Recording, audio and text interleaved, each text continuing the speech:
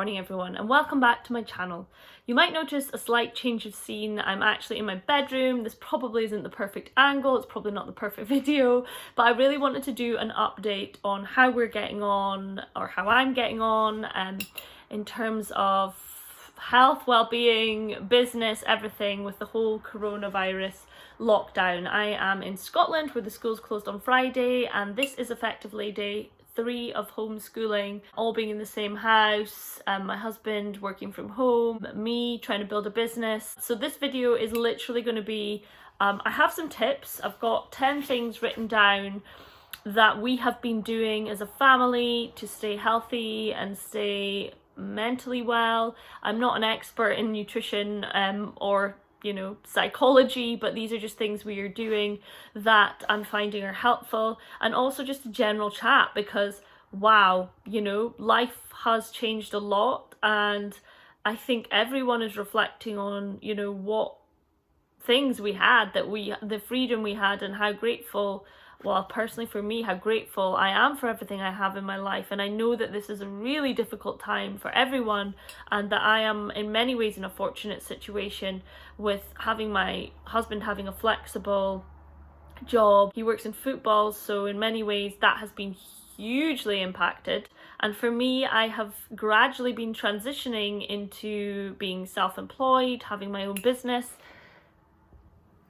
running my own business, and trying to create something that's sustainable for the long term for me and my family, that is not based on meeting up with people. Has kind of thrown a spanner in the works a bit, although I was already doing some stuff online. If you've been around for a while, you'll know that I have been running workshops, collaborating with different people to run cooking workshops, plant-based cooking workshops, and those were really starting to, well, they were very busy, fully booked, but that's all changed. So now I'm working on ways in which I can continue to provide benefit to people and to help people, but not in a meeting up format. So it was already in the pipeline. I've already been working on some ideas. I am a small business owner. I still am dependent on my day job, which, it's difficult times for everyone. So I'm having to still work in my day job a day a week and try and do that and manage homeschooling and everything.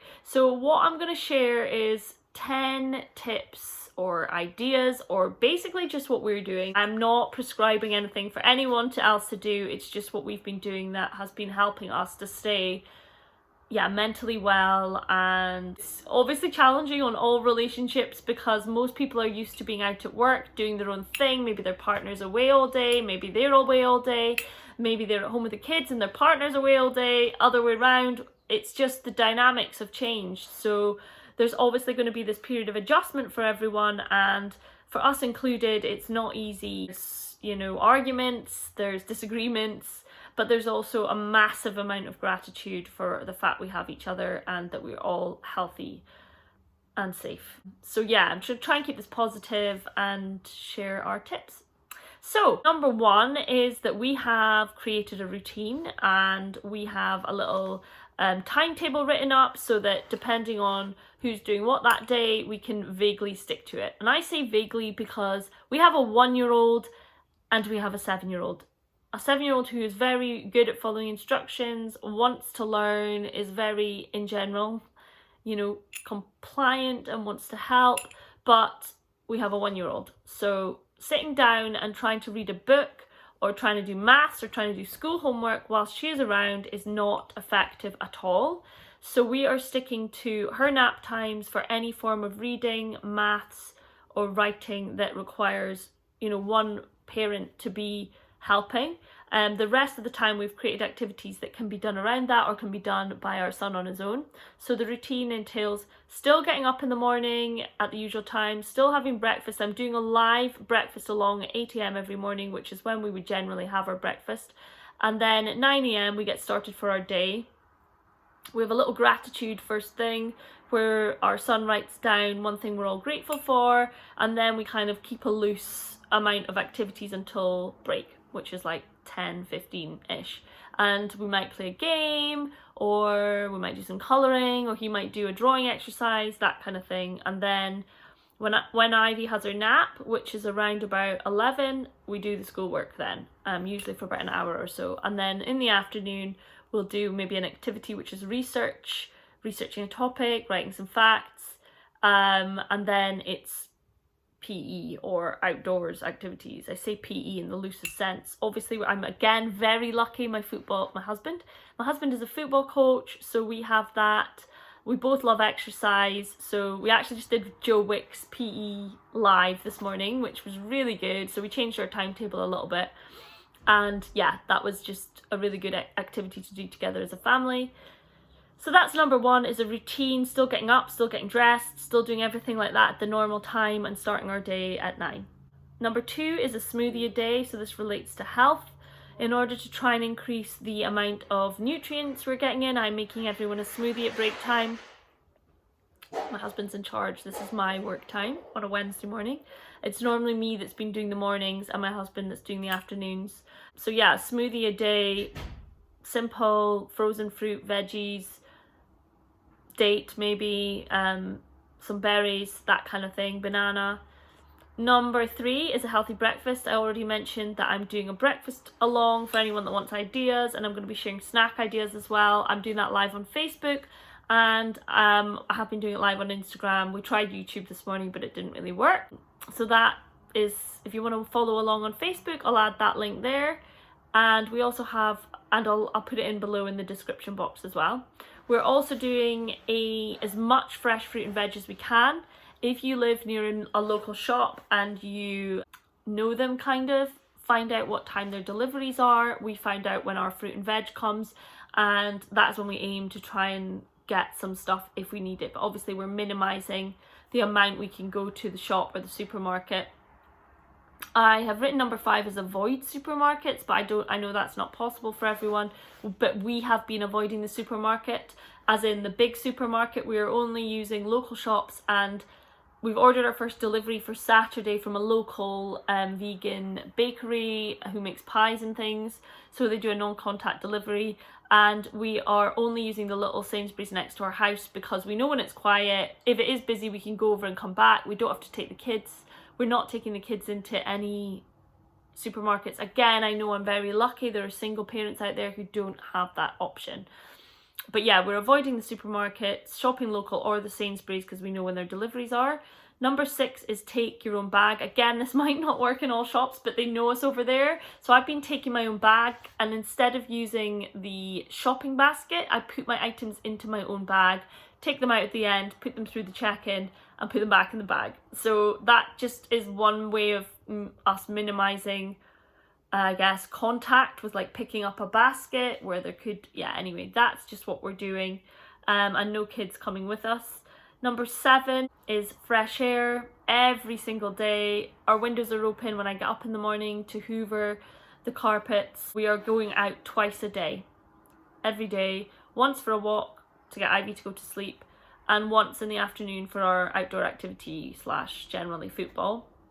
Yesterday we actually went for a drive because my husband had calls to do, and we just wound the windows right down, didn't actually get out the car, but drove to around the harbour and some areas of our city. So yeah, fresh air, honestly, even if you just stand outside or open your window and breathe out in your garden, if you don't have a garden, you know, windows, anything, it just feels so good to take 5 deep breaths in the fresh air.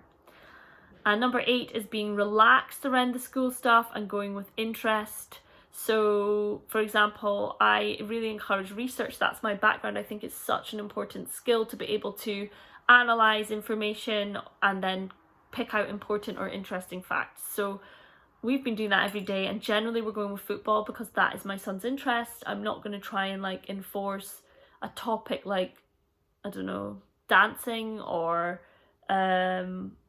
insects maybe, I don't know, whatever. I'm just not, we're going with interest. So be relaxed about your schedule if you've got one.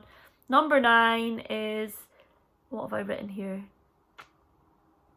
Share the load. And again, I know I am very lucky, but even as single parents, you've probably got relatives or friends who you could FaceTime or Zoom, ask them to read a story, get your kids to read a story to them, write them a letter, send them an email. I've actually set up Ray's own personal Gmail account. You can do it for kids whereby you manage it and they can't access things like I don't know, online like YouTube or Amazon and things like that. So I did that via Gmail, and my dad's already sent him an email to reply to. I share the load with whoever, friends, family, neighbours.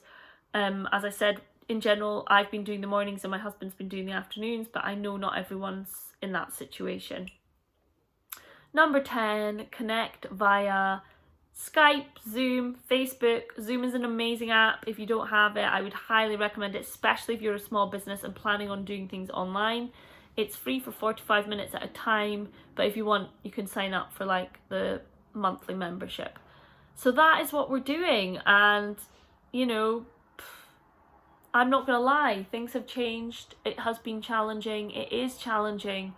Mentally, to just take one day at a time is the best way I've found it. When I start thinking ahead for how long is this going to last, will it ever go away, these questions really scare me and make me feel very anxious, and I want to be calm. And yeah, although we have a routine, we're not planning ahead, we're not thinking like, oh, of all these huge things. We have got things that have been postponed that we know that we still want to do. Like I'd signed up for all these marathons, I'd signed up for runs, marathons.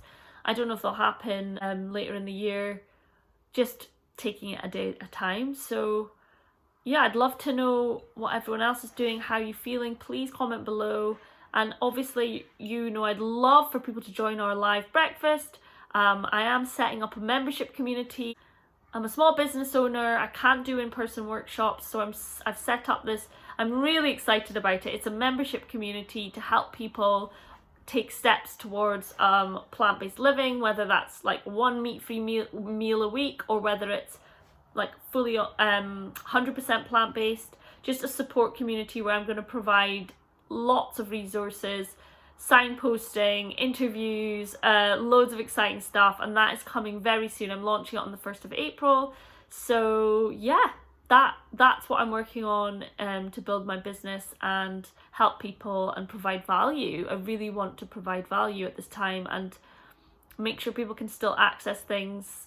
So I'll link below to that, and I'll link below to my live breakfasts, and I really am thinking of the whole world at the moment and hoping that you're all safe, stay home, you know, following the guidelines, doing everything we can to help our amazing NHS in this country.